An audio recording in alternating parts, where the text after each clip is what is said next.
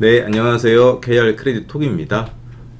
오늘은 손님을 외부에서 한번 모셨습니다.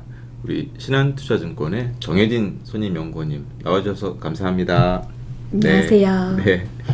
지난번에는 저희 회사의 그 평가 기준 실장님을 모시고 말씀을 나눴었는데 역시 뭐 분위기는 사뭇 다른 것 같습니다. 참 좋습니다. 네, 제가 우리 손님연구원님 말씀 이제 주시기 전에 이제 간략하게 오늘 저희가 이제 그 채권의 스프레드라고 하는 주제로 이제 말씀을 이제 나누기 위해서 자리를 마련했는데요. 이제 마련의 배경 잠깐 간단히 말씀을 드리겠습니다. 저희 저나 잘 아시는 저희 부서의 그 조정현 책임연구원하고 같이 이제 시장분들 만나 뵈면 연초부터 계속 가장 공통적으로 많이 들었던 말씀이 지금도 진행형이고 오늘 이제 정상화 방안 이렇게 공개되고 했던 이제 부동산 PF 관련한 둔중한 부담 압박도 있고, 또 산업 관례로 가면은 그 우길승천할 것만 같았던 2차 전지도 있고, 또 계속 턴을 못 하고 있는 석유화학도 있고, 이런 부분들이 이제 그룹의 주력서다 보니까 이제 계열로도 불편한 부분들이 상당하신데, 그럼에도 불구하고 시장의 크레딧 스프레드는 너무 강세를 보이고 있어서 굉장히 편치 않다. 그리고 이제 운용사에 계신 분들은 1분기에 발행이 많았지만 그 수요 예측에서 예상했던 것만큼 수확을 못 하셨다. 이런 말씀들을 이제 많이 주시고 해서 이제는 이제 하반기 전망들도 작성들을 하셨고 해서 이런 상황, 스프레드 상황이 계속 이어질지 어떤 방향으로 움직일지 조금 말씀을 나눠보는 게 도움이 되겠다 싶어서, 그럴 땐 우리 정혜진 선임연구원님한테 여쭤보면 된다고 다들 그러셔가지고 이렇게 연락을 드려서 자리를 마련했고요. 그럼 이제 우리 선임연구원님이 스프레드에 대한 말씀을 좀 주시고, 그리고 나서 제가 제가 궁금한 것들 좀 여쭤보고 이런 식으로 편하게 진행을 하겠습니다. 말씀 좀 부탁드리겠습니다. 네. 하반기 저희 자료가 아직 사실 상반기가 한 달 넘게 남았지만 벌써 나왔습니다. 네. 자료 제목은 캐리온이라고 해서 캐리를 아직도 들고 가는 전략이 유효하다라는 이제 주제로 내용을 담아 보았고요. 저희 두 갈식으로 사실 결론부터 먼저 말씀을 드리고 좋습니다. 넘어가도록 하겠습니다. 좋습니다. 페이지 3페이지를 봐주시면 저희 하반기에 국내 크레딧에 대한 생각들을 하나의 장표로 좀 정리를 해서 좀 제시를 해드렸습니다. 첫 번째로는 당연히 고금리 장기화의 영향으로 취약 부문을 중심으로 해서 펀더멘탈에 대한 우려는 남아 있습니다. 기업들 앞서 서두에서 실장님께서 말씀을 드렸다시피 기업들 펀더멘탈 지표들도 실적 개선도 생각보다 부진하고 높아진 이자 비용에 대한 부담들도 여전히 남아 있으면서 계속적으로 상환 능력에 대한 의문을 품게 하는 환경이 지속되고 있고요. 기업뿐만이 아니라 가게나 자영업자들 중심으로 해서 대출 연체율도 계속적으로 상승을 하고 있습니다. 부동산 PF와 같은 문제들은 여전히 레고랜드 사태 이후로 해소되지 않은 채 우리 크레딧 시장의 회색 코뿔소로 남아있는 상황입니다. 그런데 이런 펀더멘탈 우려들이 남아있는데도 불구하고 수급이 주도하는 강세장이 하반기에도 여전히 유효할 것 같다라는 생각을 아직까지는 갖고 있습니다. 저희 금리 인하에 대한 하우스 뷰를 여전히 유지를 하고 있는데요. 신한투자증권은 이제 국내에는 건설 투자 부문 그리고 민간 소비 부문을 중심으로 부진한 내수 전망을 좀 예상을 하고 있습니다. 그렇기 때문에 이런 내수 부양을 위한 목적으로 10월에 금리 인하가 한 차례 가능하다라는 전망을 여전히 유지를 하고 있습니다. 그리고 내년 말까지는 2.75%의 터미널 레이트를 좀 생각을 하고 있습니다. 물론 연초에 가졌었던 연내 금리 인하가 2차례 정도 가능할 것이다 라는 기대에서는 횟수라던가 이런 시기라던가 모두 후퇴한 부분들이 부담으로 작용할 수는 있겠습니다만은 결국 2년, 3년 동안은 최소한 다시는 보지 못할 거라는 레벨에 대한 생각들이 이제 시장의 컨센서스로 남아 있고요. 그렇기 때문에 현재 수준에서 캐리를 미리 확보해야 된다. 그리고 연내 금리 인하를 앞두고 자본 차익의 기회까지도 포착할 수 있는 만큼 크레딧에 대한 수요는 견조할 거라고 생각을 하고 있습니다. 이런 측면에서 아직까지 크레딧 캐리 확보에 좀 주목을 하자라는 의견을 좀 갖고 있습니다. 먼저 이 하반기 전망에 앞서서 시장 1분기에 얼마나 강했는지 그리고 왜 강했는지 요인들에 대해서 점검을 한번 해보고 넘어가도록 하겠습니다. 네. 페이지는 5페이지를 봐주시면 될 것 같고요. 앞서 말씀드린 대로 금리 인하에 대한 기대 속에서 채권 관련 자금의 유입으로 크레딧 시장은 굉장히 강세장을 보였습니다. 작년 11월 FOMC에서 미국의 금리 인하에 대한 이제 가능성이 포착이 되고 국내 역시도 금리 인하에 대한 기대가 강화가 되면서 작년 말부터 크레딧 시장 그리고 국채 금리가 빠르게 하락하는 모습을 확인하실 수가 있었습니다. 특히나 가운데 차트를 봐주시면 국채 금리가 1분기 내내 기준금리 수준을 하회하는 역캐리 상황이 지속이 됐습니다. 그렇기 때문에 이런 채권 관련 자금들이 채권 중에서도 특히나 크레딧 채권으로 집중이 될 수 있었다라고 볼 수가 있을 것 같고요.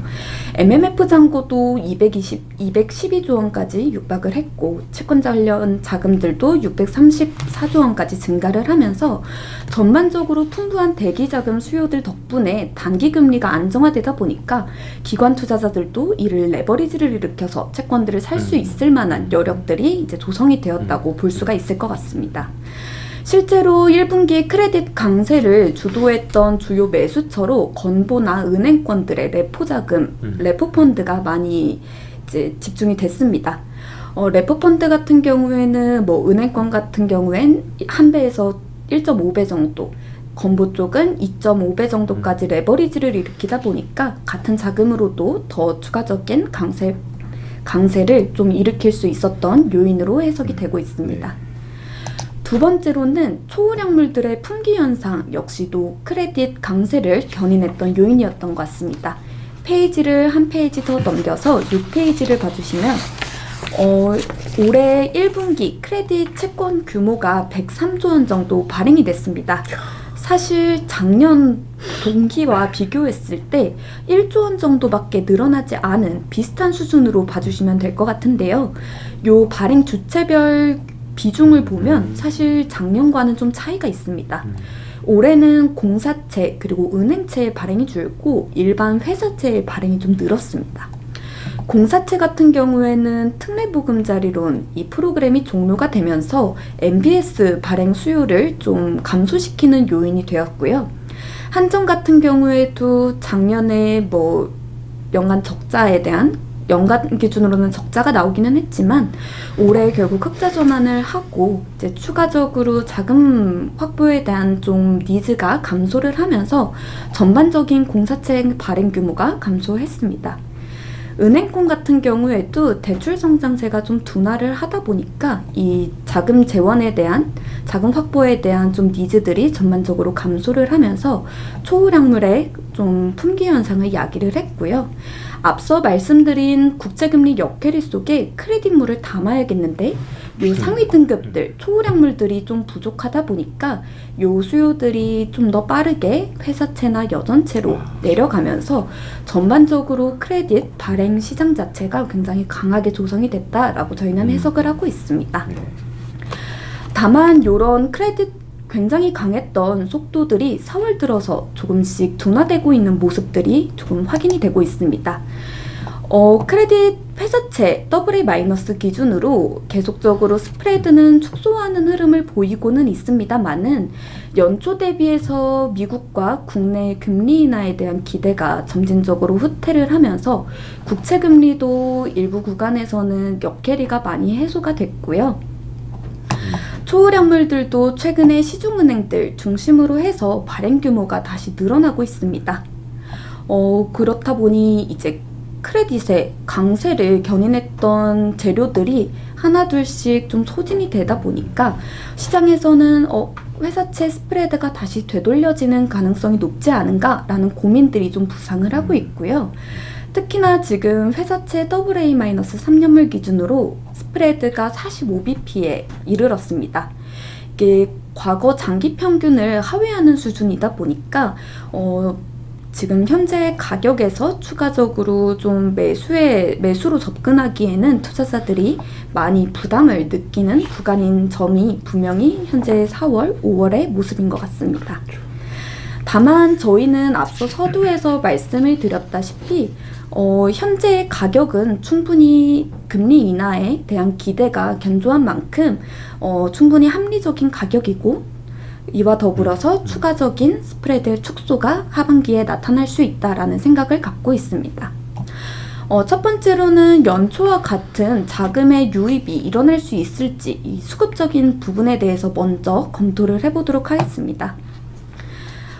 페이지 9페이지를 봐주시면 저희 앞서 말씀드린 대로 국채금리 내년 말까지 이제 기준금리 2.75% 터미널 레이트를 바라보고 있고요. 그렇게 되면은 현재 크레딧 수준이 레벨에 대한 부담이 존재한다고는 하나 3% 후반대 레벨은 내년에 쉽게 보기는 좀 어려울 것 같습니다. 캐리 확보를 위한 투자 수요는 분명히 견조할 수 있다고 생각을 하고 있고요. 9페이지의 왼쪽 차트를 봐주시면 올해 주요 채권 시장의 매수처 중에 하나였던 개인들 역시도 예금 대비해서 크레딧 채권에 대한 매력도를 올해도 계속 느낄 수 있을 것 같습니다. 개인들의 채권 순매수 규모는 22년부터 가파르게 좀 증가를 했습니다. 아무래도 21년부터 시장 금리가 상승을 하면서 고금리에 대한 고금리가 어느 정도 조성이 됐고요. 올해 작년 후반부 들어서부터는 금리 인하에 대한 기대감 덕분에 이런 강한 매수세가 이어질 수 있었던 것 같습니다. 22년에는 개인들 장외채권 순매수 규모가 한 21조 원 정도 됐고, 작년에는 40조 원까지 거의 2배 가까이 늘었고요. 올해도 지금 5월까지 17조 원 정도 개인들이 순매수를 해주고 있습니다. 개인들 입장에서는 이제 아무래도 주요 대체 자산인 예금과의 금리 수준을 비교해서 크레딧 채권을 좀 들어올 것 같은데요. 지금 예금 금리 같은 경우에는 추가적으로 상승할 만한 가능성이 제한된 환경으로 보고 있습니다. 지금 2월부터 스트레스 DSR을 도입하고 은행권들 대출 건전성 관리를 하면서 전반적으로 대출 성장률이 둔화된 상황입니다.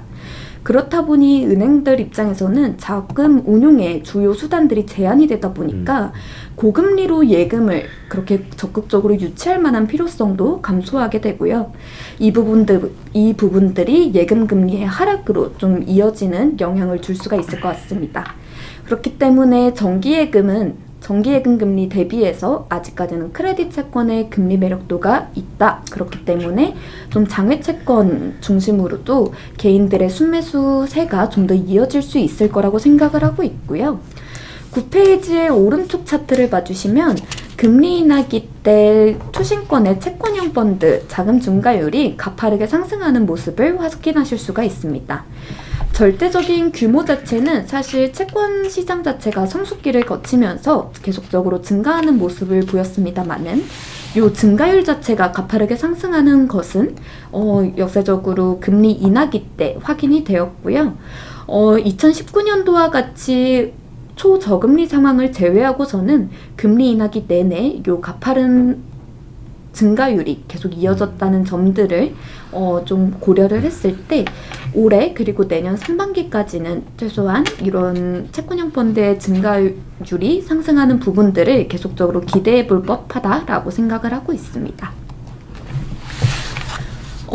이런 개인들뿐만이 아니라 절대금리 측면에서 캐리 확보가 중요한 공제회라던가 보험권들의 좀 자금 유입은 충분히 좀 기대해 볼 만한 환경이라고 생각을 하고 있습니다.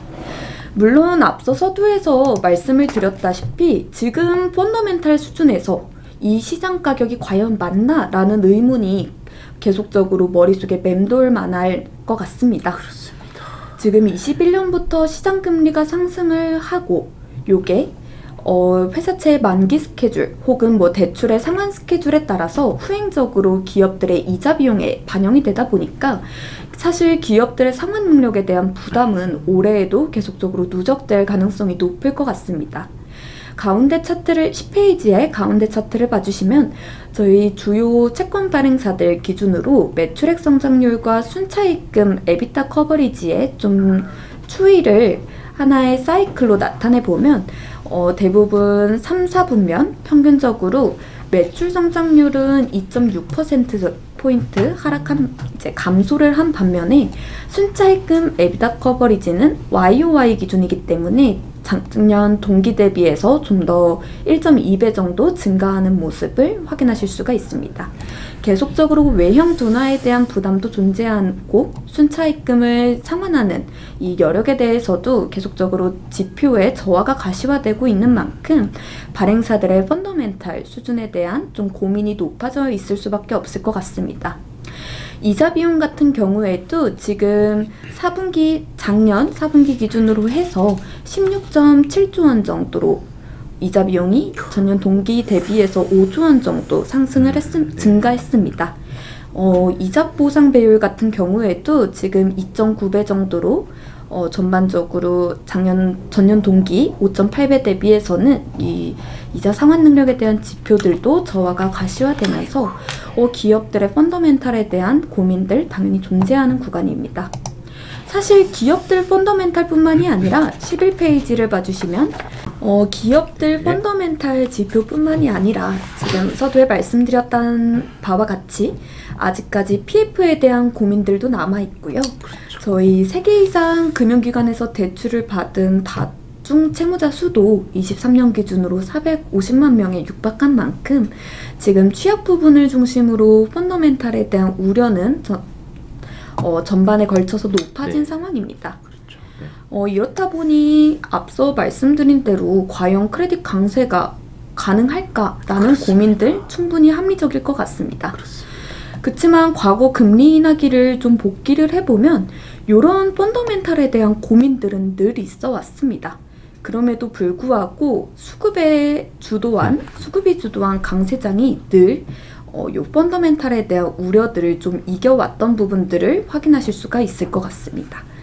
페이지 12페이지를 봐주시면 현재 펀더멘탈 지표나 그리고 통화정책의 기대가 좀 비슷한 2012년도 상황을 좀 들고 와봤습니다. 2012년도 당시에는 글로벌로는 유로존 위기를 좀 겪고 있었고요. 국내 같은 경우에는 이제 금융위기의 여파로 PF 부분의 우려가 지속이 되고 건설 부분들 부실이 진행이 되면서 국내에서는 저축은행들의 상시 구조 조정이 좀 이루어졌었던 시기였습니다.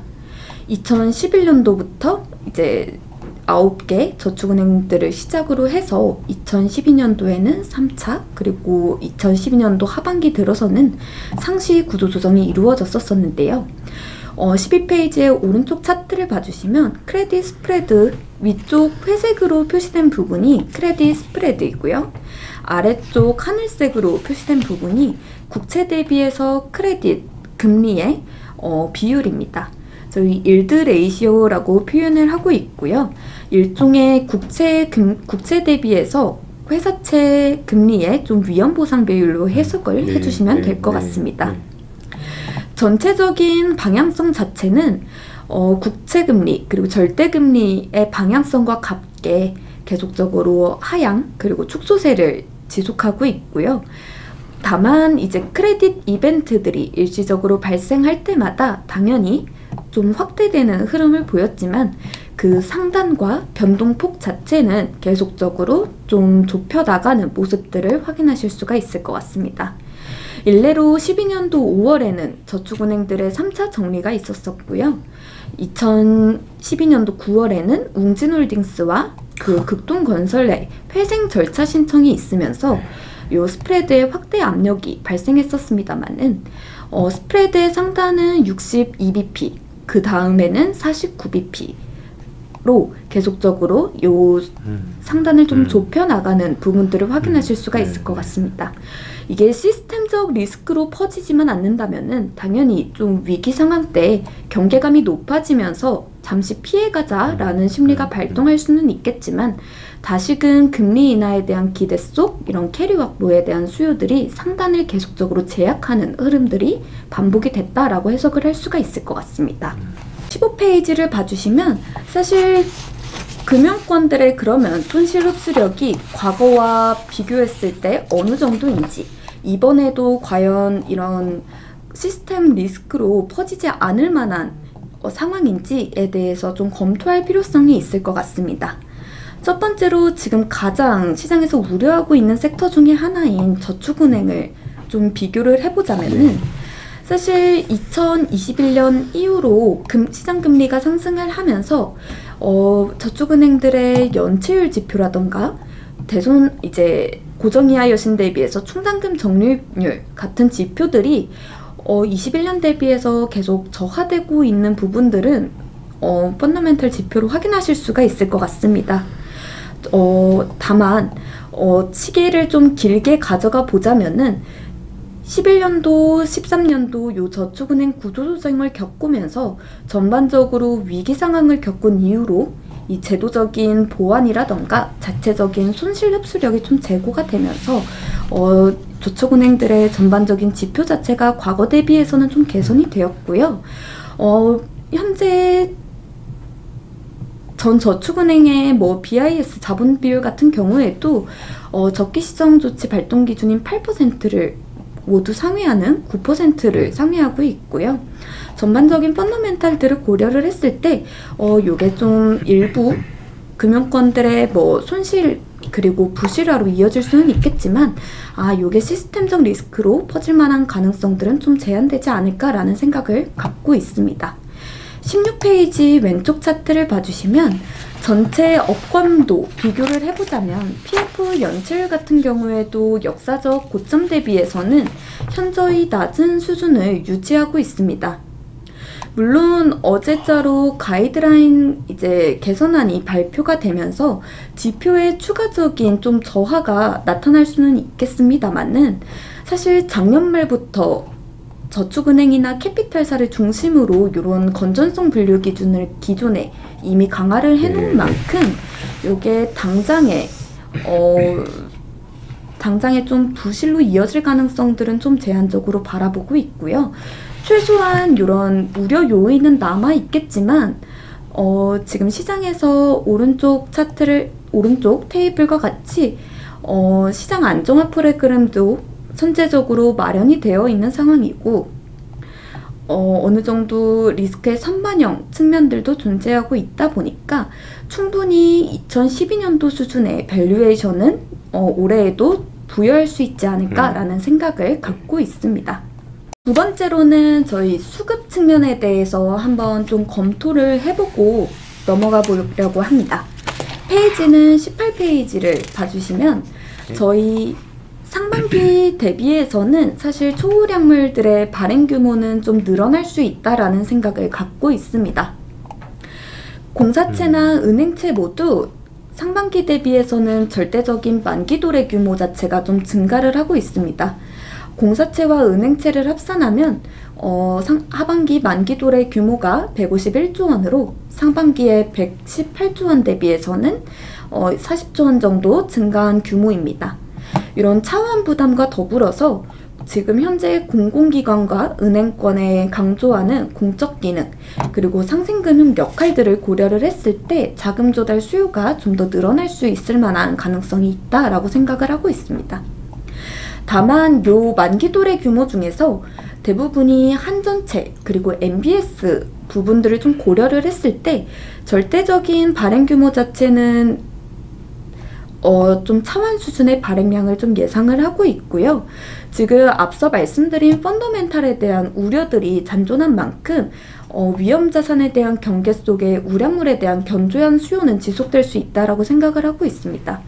2분기 때 레벨 조정은 어느 정도 이루어지겠습니다만은 저가 매수의 유입으로 초우량물 같은 경우에는 금리 상단도 어느 정도 제한된 박스권을 예상을 하고 있습니다. 네.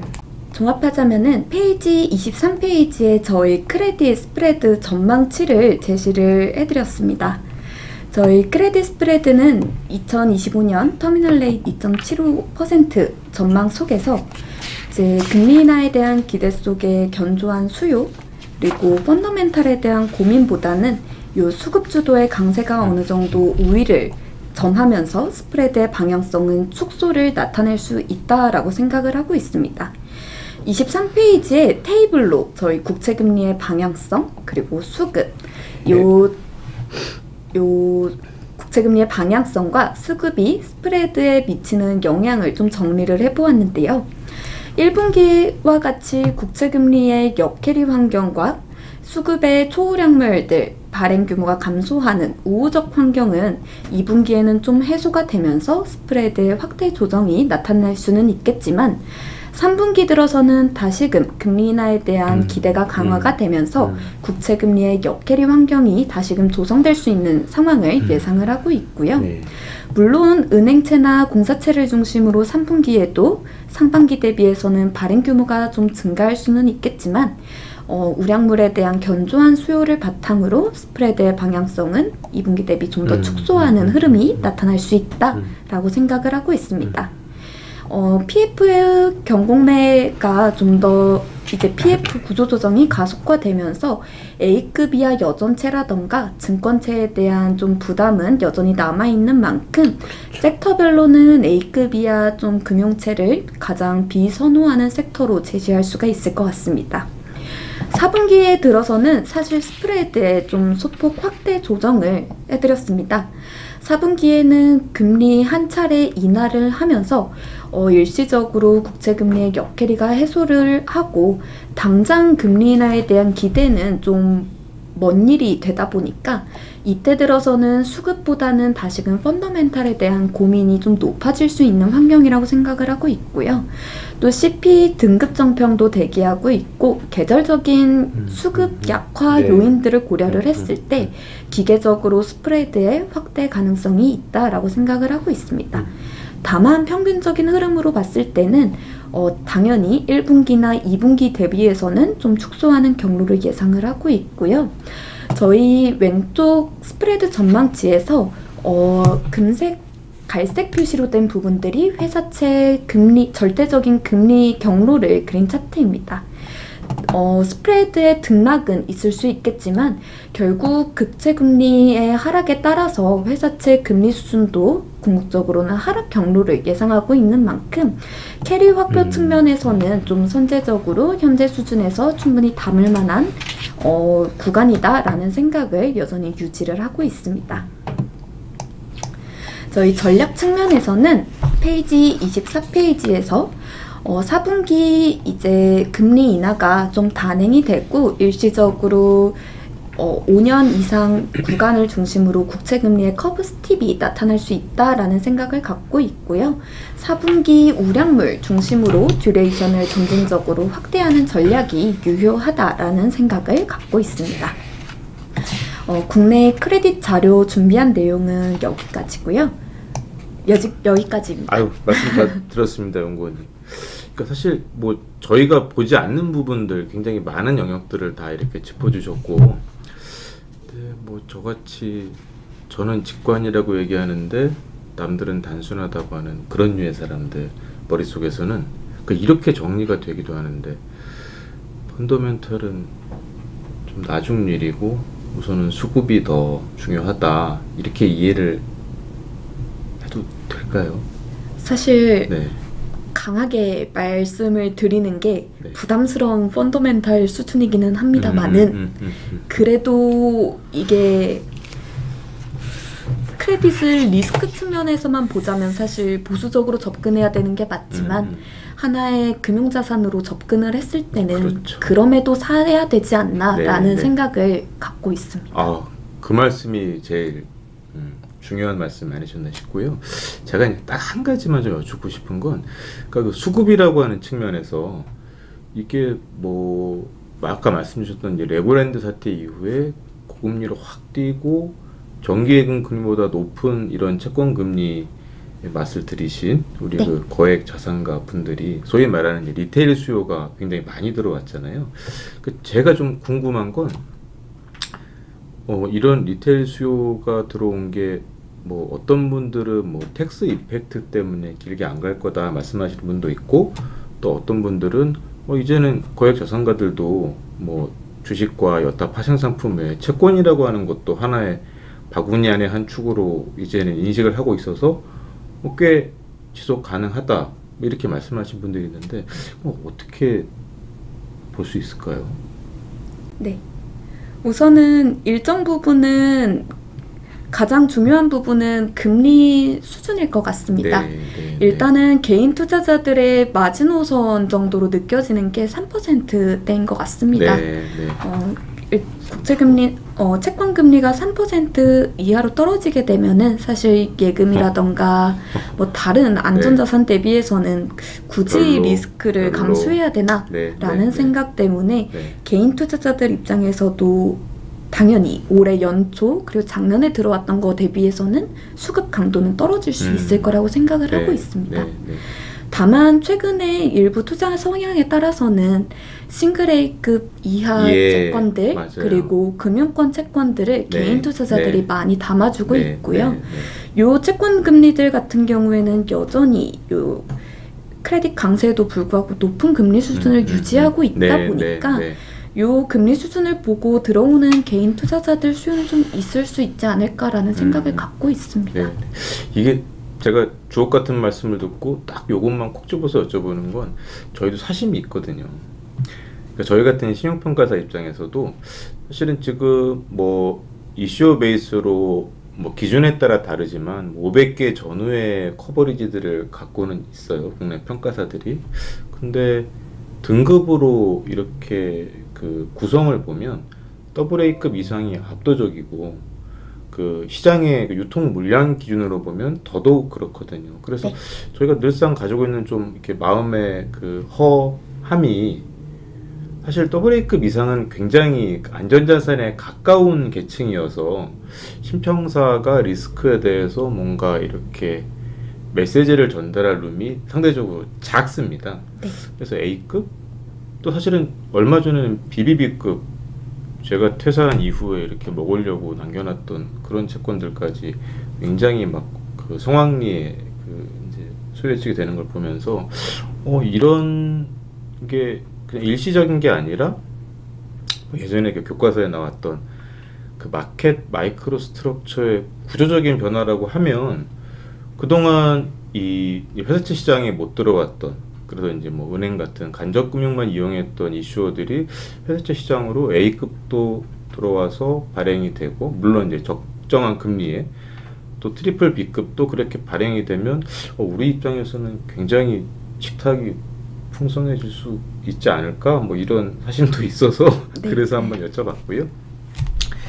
그 뭐 시청자분들 생각들은 다 다르실 수 있는데 오늘 우리 그 정혜진 선임 연구원님 말씀 들으시면서 짧은 시간에 한번 굉장히 그 많은 주제들 어지러운 시나리오들 좀 정리하시는데 도움이 되셨기를 바라고요.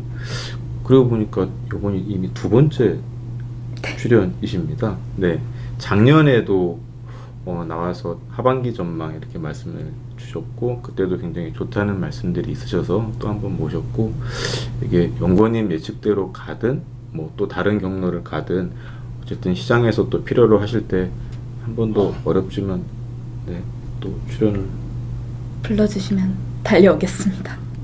약속을 하셨습니다. 자, 이게 뭐 저희 이제 말씀드릴 것들이 많아서 생각했던 것보다 이렇게 조금 양이 더 이제 풍성해졌습니다. 많은 도움이 좀 되셨길 바라고요. 다음에 또 다른 주제로 찾아뵙겠습니다. 그럼 저희 인사드리면서 마무리하겠습니다. 네, 시청해주셔서 감사합니다. 감사합니다.